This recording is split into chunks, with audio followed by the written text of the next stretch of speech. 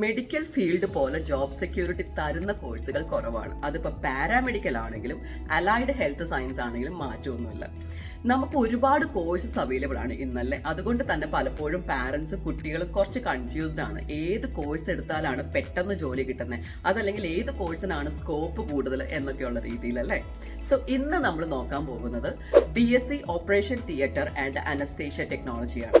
ഇതൊരു 4-year degree പ്രോഗ്രാമാണ്. So ഇതിൻ്റെ സ്കോപ്പ് എന്തൊക്കെയാണ്, ഇതിൻ്റെ അഡ്മിഷൻ പ്രോസസ്സ് എന്താണ്, ഇതിൻ്റെ ഓപ്പർച്യൂണിറ്റീസ് എന്തൊക്കെയാണ്, ഇത് എവിടെയൊക്കെയാണ് അവൈലബിൾ ആയിട്ടുള്ളത്, ഇതൊക്കെയാണ് ഇന്നത്തെ വീഡിയോയിൽ നമ്മൾ കവർ ചെയ്യാൻ പോകുന്നത്. BSc operation theatre and anaesthesia technology എന്ന് പറയുന്നത് ഒരു 4-year ഡിഗ്രി പ്രോഗ്രാമാണ്. 3 year ആണ് നിങ്ങൾക്ക് കോഴ്സ് വരുന്നത്, 1 year നിങ്ങളുടെ ഇന്റേൺഷിപ്പ് ആണ്. പിന്നെ ഇത് പഠിക്കാൻ എളുപ്പമാണോ എന്ന് ചോദിച്ചു കഴിഞ്ഞാൽ അത്ര എളുപ്പമൊന്നുമല്ല. എന്നാൽ നിങ്ങൾക്ക് ഇൻട്രസ്റ്റ് ഉള്ള ഫീൽഡ് ആണെങ്കിൽ ഓബ്വിയസ്ലി നിങ്ങൾക്ക് ഇത് ക്രാക്ക് ചെയ്യാവുന്നേ ഉള്ളൂ. 50% വരുന്നത് തിയറി ആണെങ്കിൽ ബാക്കിത്തെ 50% എന്ന് പറയുന്നത് പ്രാക്ടിക്കലാണ്. അതുകൊണ്ട് തന്നെ നിങ്ങൾ ഈ കോഴ്സ് തിരഞ്ഞെടുക്കുമ്പോൾ ശ്രദ്ധിക്കേണ്ട കാര്യം, എയ്തർ അതൊരു സൂപ്പർ സ്പെഷ്യാലിറ്റി ഹോസ്പിറ്റലിന്റെ കീഴിലുള്ളതായിരിക്കണം, അതല്ലെങ്കിൽ മെഡിക്കൽ കോളേജ് ആയിരിക്കണം. എങ്കിലേ നിങ്ങൾക്ക് പ്രാക്ടിക്കൽ സെഷൻസ് നല്ല രീതിയിൽ കംപ്ലീറ്റ് ചെയ്യാൻ സാധിക്കുകയുള്ളൂ. ഇനി കേരളത്തിലേക്ക് വന്നു കഴിഞ്ഞു കഴിഞ്ഞാൽ ഇതിന്റെ അഡ്മിഷൻസ് LBS ത്രൂ തന്നെയാണ് പോകുന്നത്. പിന്നെ ഫിസിക്സ്, കെമിസ്ട്രി, ബയോളജി നമ്മൾ +2 എടുത്തിട്ടുണ്ടെങ്കിൽ മാത്രമേ നമുക്ക് ഇതിന്റെ ഡിഗ്രി പ്രോഗ്രാം ചെയ്യാൻ പറ്റത്തുള്ളൂ.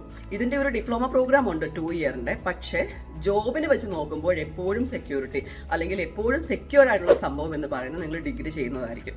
എന്താണ് ഒരു ഓപ്പറേഷൻ തിയേറ്റർ ടെക്നീഷ്യൻ എന്ന് പറയുന്നത്?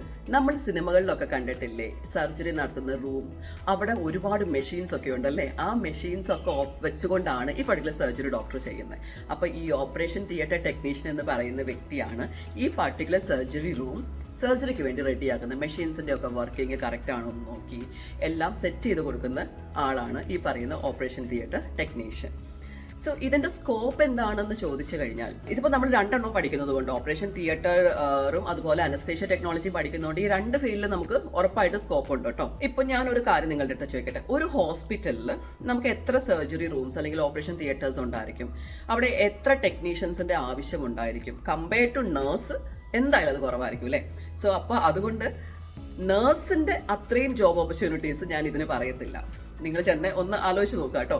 എങ്കിൽ പോലും ഈ പർട്ടിക്കുലർ കോഴ്സിന് ഇന്ത്യക്കകത്തും പുറത്തും സ്കോപ്പ് ഉണ്ട്. ഇന്ത്യക്കകത്താണെന്നുണ്ടെങ്കിൽ ഏകദേശം 25,000 ആണ് സ്റ്റാർട്ടിംഗ് സാലറി പറയുന്നത്. പക്ഷേ പുറത്ത് പോയി കഴിഞ്ഞാൽ ഡെഫിനറ്റ്ലി നിങ്ങൾക്ക് ലാക്സിലേക്ക് നിങ്ങളുടെ സാലറി മാറും.